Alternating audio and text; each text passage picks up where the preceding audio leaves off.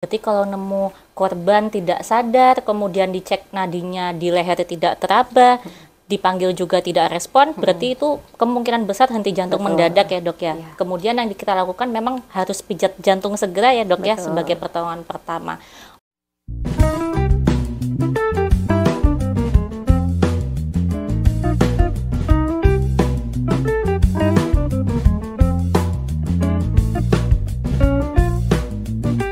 Selamat pagi, sahabat Hermina Solo. Perkenalkan, saya Nanda, saya dokter umum di Rumah Sakit Hermina Solo.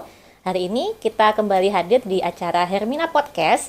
Hari ini kita akan membahas tema kesehatan tentang henti jantung mendadak. Hari ini saya tidak sendiri, saya bersama Dr. Astri Kurniati Martiana, spesialis jantung pembuluh darah, konsultan prevensi dan rehabilitasi kardiovaskular FIHA. Selamat pagi dokter. Pagi dokter Nanda. Gimana nih dok kabarnya dokter? Alhamdulillah sehat. Alhamdulillah sehat ya dok ya. Terima kasih banyak nih dok sudah meluangkan waktunya datang ke sini. Hari ini kita mau bincang-bincang tentang henti jantung mendadak nih dok. Siap. Mengingat beberapa minggu lalu ada kejadian henti jantung mendadak ya dok ya, yang mengenai atlet di badminton. Mengalami henti jantung mendadak saat pertandingan nih dok. Nah, pertanyaannya nih dok, sebenarnya definisi dari henti jantung mendadak itu apa ya dok ya? Oke, mungkin banyak yang kebalik bisa henti jantung atau serangan jantung gitu ya.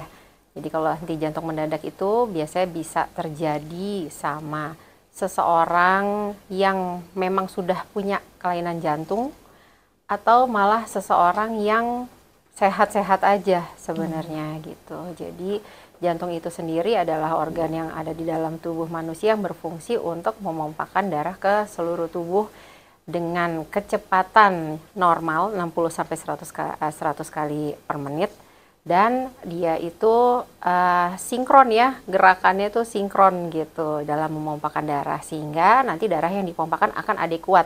Nah, pada saat terjadi henti jantung, terjadi ketidaksinkronisasi dari gerakan jantung itu sendiri yang mengakibatkan darah yang dipompakan jadi tidak adekuat. Nah, dari tidak disinkronisasi itu, maka lama-kelamaan akan terjadi suatu henti jantung ya. Jadi aktivitas jantung itu dipengaruhi sama listrik jantung. Apabila listrik jantungnya konslet, yang membuat pompa jantung itu tidak sinkron, yang kemudian berakibat dari pompa jantung tidak adekuat sampai henti jantung mendadak atau berhenti, tidak ada stimulasi listrik sama sekali gitu. Oke dok, baik. Nah, setelah kita tahu nih dok pengertian dari henti jantung mendadak, untuk tanda dan gejalanya nih dok, apa saja dok yang muncul? Oke, jadi dari awal ya, biasanya pasien itu merasa nggak bisa nggak bisa fokus dulu gitu ya, kayak ngelier, kayak berkunang-kunang, itu kan jadi nggak fokus ya, badan tiba-tiba lemes gitu. Itu gejala-gejala awalnya. Kenapa? Karena tadi fungsi jantung untuk memompahkan darah ke seluruh tubuh terjadi gangguan, akhirnya salah satunya perfusi atau aliran darah ke otak akan turun. Nah, timbullah gejala-gejala seperti itu ya, lemas, kemudian keringat dingin biasanya. Nah, bisa juga diikuti dengan gejala debar-debar yang sangat kencang sekali, yang membuat perfusi ke otaknya atau aliran darah ke otaknya juga turun. Kemudian yaitu kunang-kunang, lemes, pingsan. Apalagi kemarin mungkin udah ada footage videonya bagaimana kejadian pada saat terjadi henti jantung pada atlet Cina tersebut ya. Jadi kita bisa lihat agak oleng dulu, kemudian kolaps. Nah, Kejang di situ juga ya dok ya. sempat ada episode kejangnya. Nah, itu adalah salah satu tanda dan gejala henti jantung nih bentar lagi kalau misalnya tidak ditangani segera. Oke. Nah, kalau kita nemuin nih dok korban dengan henti jantung mendadak, itu yang kita periksa apa aja ya dok ya? Oke. Jadi yang pertama kita cek dulu apakah pasien masih bisa merespon atau tidak dengan panggilan kita gitu ya, yang pertama. Kemudian seperti definisinya tadi, bahwa jantung tidak memompahkan darah secara adekuat, maka kita nggak bisa tuh ngeraba nadinya yang ada di leher ataupun di tangan, karena pompa jantungnya itu udah sangat-sangat turun gitu. Dicek dulu kira-kira ada nggak nadinya gitu ya.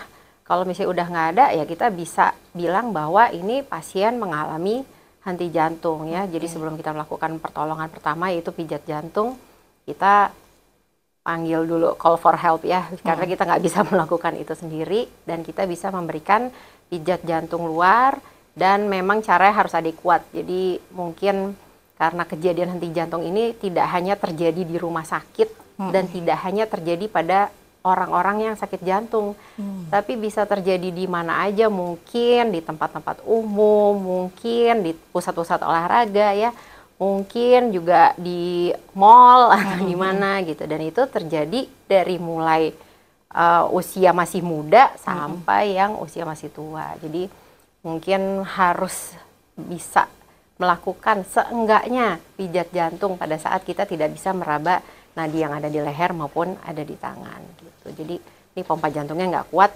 kita di luar menggantikan fungsi jantung itu biar darahnya masih bisa terpompakan. Gitu. Berarti kalau nemu korban tidak sadar, kemudian dicek nadinya di leher tidak teraba, dipanggil juga tidak respon, berarti itu kemungkinan besar henti jantung mendadak ya dok ya. Kemudian yang kita lakukan memang harus pijat jantung segera ya dok ya, sebagai pertolongan pertama. Oke, baik dok. Nah ini yang juga yang tidak kalah menarik nih dok, untuk faktor resikonya dok. Faktor resiko apa saja sih dok yang bisa mengakibatkan orang tersebut beresiko tinggi terkena henti jantung mendadak? Oke, jadi kalau misalnya untuk populasi umum rata-rata yang beresiko untuk tiba-tiba henti jantung mendadak itu biasanya sudah punya masalah di koronernya gitu. Jadi pembuluh darah yang mensuplai darah ke otot jantung udah ada penyumbatan. Nah gitu kan, kalau misalnya ada penyumbatan, misalnya dalam kondisi lagi capek, lagi stres gitu ya, jantungnya dibikin stres kan bisa macam-macam kondisi, nggak hanya pas olahraga atau mungkin pas marah gitu juga bisa ya. Nah itu nanti dia akan makin sempit aliran darahnya. Nah kalau aliran darah makin sempit berarti otot jantungnya nanti akan tambah rusak, padahal dia sedang bekerjanya agak lebih dibandingkan pada saat istirahat. Nah pada saat itu terjadi kerusakan otot jantung, lagi-lagi listrik jantungnya juga akan konslet. Nah di detik itu mungkin gangguan listriknya bisa terjadi dan kemudian terjadi henti jantung. Nah itu yang paling sering ya, yang paling sering itu karena memang ada masalah penyakit jantung koroner. Nah kemudian misalnya di populasi yang sehat-sehat aja, masih muda, kayaknya nggak kenapa-napa gitu ya, kok tiba-tiba pada saat exercise ya kayak yang kejadian kemarin itu kok bisa henti jantung ya, masih ada kemungkinan dia ada gangguan dari channel-channel listrik. Jadi listrik itu kan banyak channelnya, nanti ada yang konslet, nah itu biasanya udah bawaan. Nah itu harus di screening juga karena resikonya untuk mengalami henti jantung mendadak itu juga tinggi ya. Kemudian ada juga orang-orang yang memang sudah punya penyakit katup, penyakit jantung bawaan. Kemudian ada juga yang keturunan. Jadi keturunan memang dia mengalami jantungnya gede banget atau jantungnya itu tebel banget. Nah itu juga nanti beresiko. Jadi memang kalau ada riwayat keluarga gitu yang sakit jantung, sebaiknya memang dilakukan screening. Apakah kira-kira beresiko atau tidak sih untuk kemudian terjadi henti jantung mendadak. Oke, baik. Kalau kayak sakit tensi tinggi kan banyak nih dok, sakit gula, sakit kolesterol tinggi, atau gagal ginjal, sakit stroke dan lain-lain, itu kira-kira beresiko juga nggak ya dok untuk terkena henti jantung mendadak? Ya, itu populasi populasi yang memang sangat riskan terjadi henti jantung mendadak ya dok. Pasien-pasien yang kemungkinan gaya hidupnya nggak bagus, kemungkinan punya banyak faktor resiko di mana hal-hal tersebut pasien akan lebih punya kecenderungan untuk mengidap penyakit jantung koroner gitu, atau gangguan elektrolit misalnya pada gagal ginjal gitu. Apalagi tensi tinggi ya, tensi tinggi mungkin selain kemudian pasien mengalami stroke pada saat serangan stroke, nah imbasnya dari satu pembuluh darah itu akan ngefek ke pembuluh darah yang lain. Dilalahnya waktu itu punya sakit jantung koroner, jadi dua-duanya bisa terimbas dan sangat mungkin kan untuk terjadi henti jantung mendadak atau kekacauan dari kelistrikan jantung akibat dari itu salah satunya ya hipertensi. Jadi know your risk factor. Nah, setelah kita tahu faktor risikonya penting banget nih dok ya, deteksi dini atau screening. Nah, kebetulan nih dok di Rumah Sakit Hermina tuh ada alat baru pemeriksaan jantung nih dok. Salah satunya ada treadmill. Di antara yang lain kan kayak laboratorium kan udah ada ya dok ya, rekam jantung atau EKG udah ada, foto ronsen udah ada. Nah sekarang yang baru nih treadmill nih dok.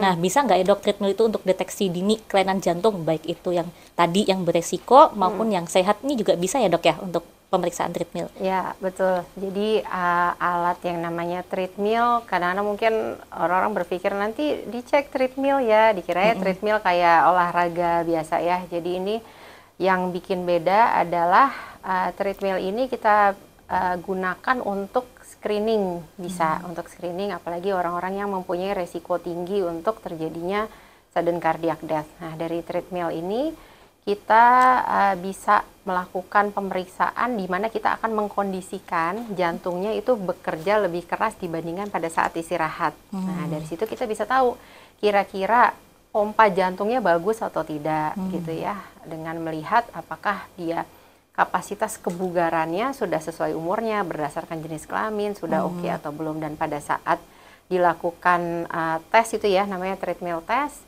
itu nanti bisa dinilai juga tekanan darahnya, ada gangguan irama jantung atau tidak, karena pada saat kita lakukan treadmill test nanti akan terpasang alat EKG yang akan kita lihat di monitor selama pasien melakukan treadmill test. Nah, di situ juga bisa mendeteksi, kemudian secara berkala setiap 3 menit akan kita lakukan pemeriksaan tekanan darah. Nah, dari situ juga kita bisa tahu kalau misalnya saya dalam keadaan stres dengan denyut jantung yang tinggi, kira-kira tensinya bisa sampai berapa sih gitu ya. Jadi faktor-faktor resiko yang tadi mungkin Dokter Nanda juga sudah sebutkan bisa terscreening juga dari kita melakukan pemeriksaan treadmill test. Jadi nggak hanya untuk sudden cardiac death, tapi untuk menilai kebugaran kita bagaimana, dan kira-kira kalau misalnya kita mau lakukan olahraga yang aman itu di range berapa sih denyut jantungnya gitu. Oh, ya. Berarti treadmill ini nggak cuma untuk yang beresiko aja ya dok ya, yang sehat juga penting ya dok ya, untuk deteksi dini, terus untuk menilai juga kapasitas jantung kita ini udah sejauh mana ya dok ya. Oke, baik. Izin saya rangkum nih dok, untuk podcast hari ini mulai dari henti jantung mendadak itu merupakan salah satu kegawatan ya dok ya pada jantung yang mengancam nyawa, bisa terjadi ke siapa saja, di mana aja dan kapan saja. Sehingga kita harus tahu nih sahabat Hermina untuk tanda-tanda dan gejalanya seperti tadi, hampir mau pingsan, kemudian berdebar, ada keringat dingin, nyeri dada, kejang, sampai akhirnya tidak sadar.